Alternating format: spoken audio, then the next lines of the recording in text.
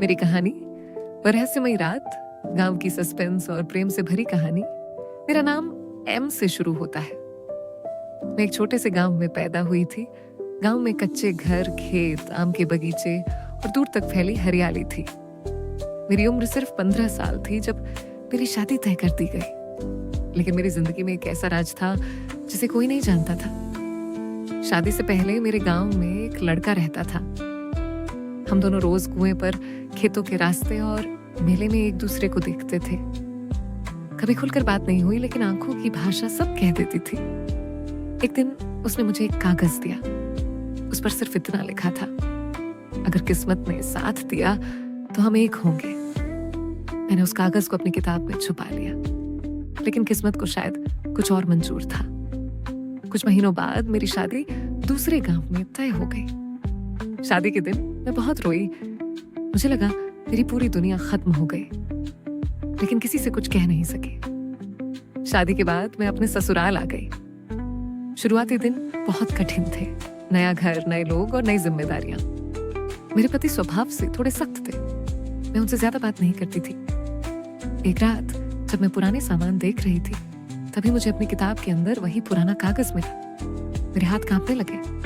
मैंने उसे पढ़ा और आंखों में आंसू आ गए। उसी रात कुछ ऐसा हुआ जिसने मेरी जिंदगी बदल दी। आधी रात थी। अचानक दरवाजे पर 3 बार दस्तक हुई। धक, धक, धक। मैं डर गई। इतनी रात को कौन हो सकता था? मैंने खिड़की से झांक कर देखा। बाहर एक आदमी खड़ा था। चेहरा साफ दिखाई नहीं दे रहा था। मैंने दरवाजा नहीं खोला। कुछ देर बाद वो चला गया। सुबह दरवाजे के पास एक लाल कपड़े में लिपटा छोटा सा डिब्बा मिला। मैंने चुपके से उसे खोला। अंदर एक पुरानी चांदी की पायल थी और साथ में एक पर्ची। तुम्हें अपना वादा याद है? मेरे पैरों तले जमीन खिसक गई। ये किसने भेजा? क्या वह मेरा पहला प्यार था? लेकिन उसे मेरे ससुराल का पता कैसे मिला? मैंने किसी को कुछ नहीं बताया। अगले कई दिनों तक मैं उस रहस्य के बारे में सोचती रही। फिर एक रात वही दस्तक दोबारा सुनाई दी। इस बार मैं हिम्मत करके बाहर निकली, लेकिन बाहर कोई नहीं था। सिर्फ मिट्टी पर पैरों के निशान थे जो गांव के पुराने बरगद के पेड़ की तरफ जा रहे थे। अगले दिन मैं अकेले उस बरगद के पास पहुंची। वहां जमीन के अंदर एक छोटा सा लोहे का बक्सा दबा था। मैंने उसे निकाला। बक्से में कुछ पुराने पत्र, एक तस्वीर और एक डायरी थी। तस्वीर देखकर मैं हैरान रह गई। उसमें मेरे पहले प्यार के साथ मेरे पति भी खड़े थे। मैं समझ नहीं पाई ये दोनों एक दूसरे को कैसे जानते थे। मैंने डायरी खोली। उसमें लिखा था, अगर ये डायरी किसी दिन मां तक पहुंचे तो उसे सच जरूर बताना। मेरा दिल तेजी से धड़कने लगा। डायरी में लिखा था कि मेरे पति और मेरा पहला प्यार बचपन के दोस्त थे।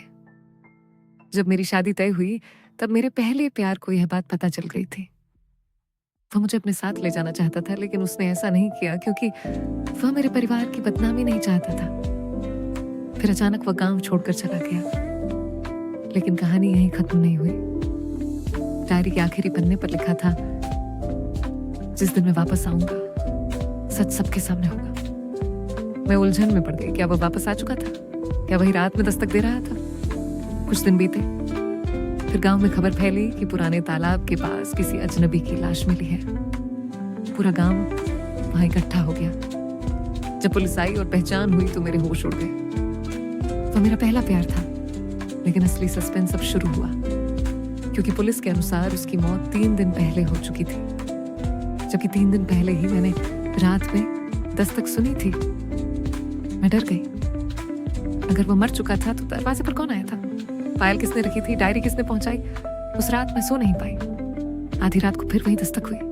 धक, धक, धक। इस बार मैं दौड़कर बाहर गई, लेकिन वहां सिर्फ एक बूढ़ा आदमी खड़ा था। उसने मुझे एक लिफाफा दिया और कहा, बेटी, ये तुम्हारे लिए छोड़ गया था।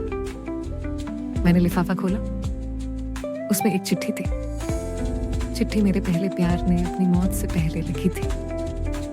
उसमें लिखा था, मैं जानता हूं कि हम कभी एक नहीं हो पाएंगे, लेकिन मैं चाहता हूं कि तुम खुश रहो। तुम्हारे पति बुरे इंसान नहीं है।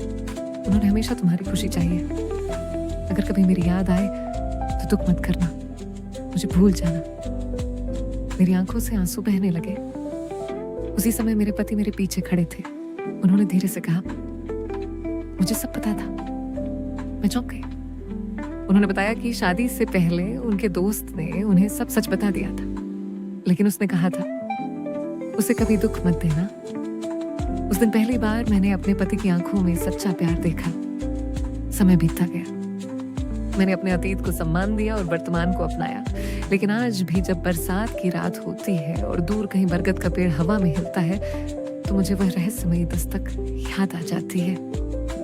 कभी कभी सोचती हूँ, क्या वह सच में आखिरी बार मुझसे मिलने आया था, या फिर उस रात कोई ऐसा राज था जिसे मैं आज तक नहीं समझ पाई।